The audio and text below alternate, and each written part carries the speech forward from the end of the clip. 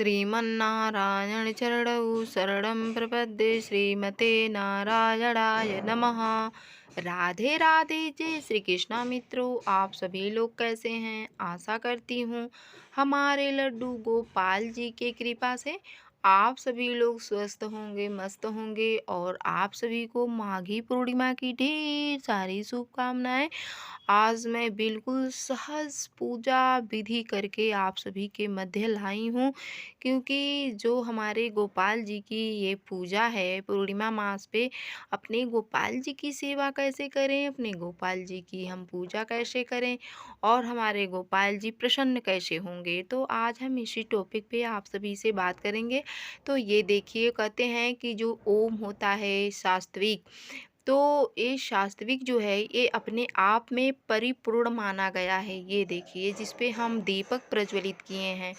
तो हमें यही चाहिए कि हम पूर्णिमा के दिन हम सूर्योदय से पूर्व जगें, हम पहले ही जगें और नित्य कर्म से निवृत्त होने के उपरांत स्नान करने के बाद हम अपने घर के मंदिर में, जैसे मान लीजिए कि जय हम गोपाल जी अपने घर में विराजमान किए हैं या शालिग्राम भगवान जी विराजमान किए हों या विष्णु भगवान जी की युगल छवि अगर हम विराजमान किए हों, तो हमें यही चाहिए कि हम उनको स्नान कराएं पंचामृत से।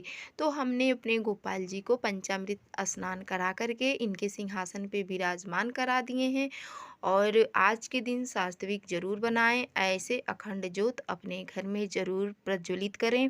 आप चौकी भी लगा सकते हैं, जैसा कि हमने ऐसे चौकी पे एक दीपक प्रज्वलित हमने किए हैं अखंड ज्योति। हो सके तो आप सभी लोग अखंड ज्योति को कम से कम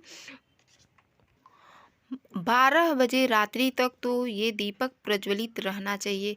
नहीं तो अगर आपको और ध्यान अगर आप दे पाएँ तो ये दीपक अगर पूरी रात्रि तक अगर प्रज्वलित रहे तो सबसे अच्छी बात है, क्योंकि जो दीपक होता है ना, धूप दीप तुलसी से राजी सत्यदेवा, हमारे विष्णु भगवान जी धूप से दीप से बहुत प्रसन्न होते हैं, अति प्रसन्न होते हैं।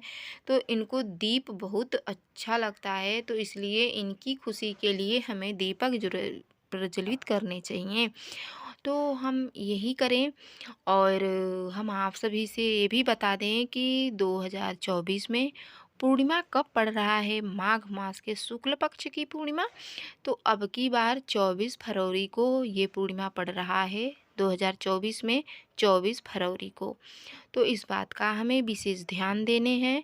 और हमें पूर्णिमा के दिन अपने लड्डू गोपाल जी के लिए माखन मिश्री का भोग हम अवश्य लगाएं। दोपहर में हमें ज़रूर लगाना चाहिए, क्योंकि हम माखन मिश्री का भोग सुबह में नहीं, क्योंकि ये सर्दी का महीना है। सुबह सुबह कहीं पवावें, हमारे गोपाल जी को सर्दी न लग जाए, इस उद्देश्य से हम दोपहर में ही गोपाल जी को पवाते हैं माखन मिश्री। तो इस बात का हमें विशेष ध्यान देना चाहिए।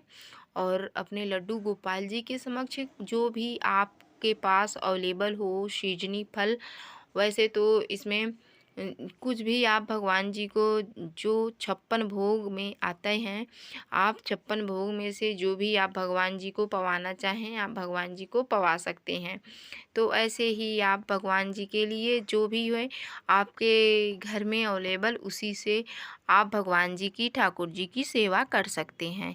तो दोस्तों, ऐसे ही हमें पूजन करना है। और पूर्णिमा के दिन हमें कलश स्थापना हम अपने घर की मंदिर में या आप चौकी स्थापित करके वहाँ पे भगवान जी को विराजमान करने के उपरांत आप एक कलश स्थापना अवश्य करें।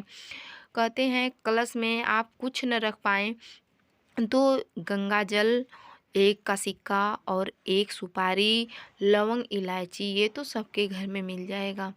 और इतना ही आप उसमें रख के और थोड़ा सा अक्षत, जो कि अक्षत आप डालें तो वो टूटा होना नहीं होना चाहिए।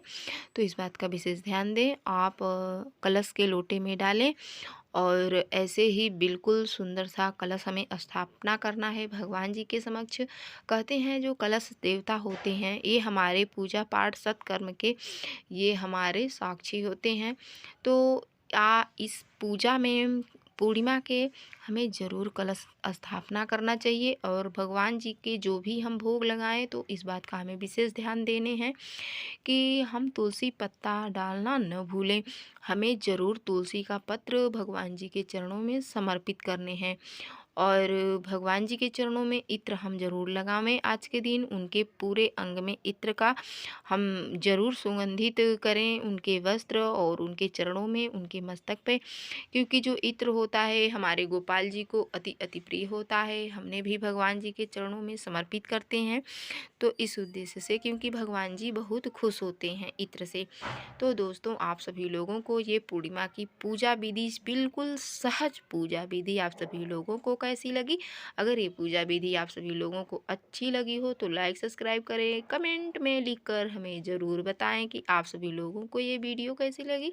राधे राधे, जय श्री कृष्णा।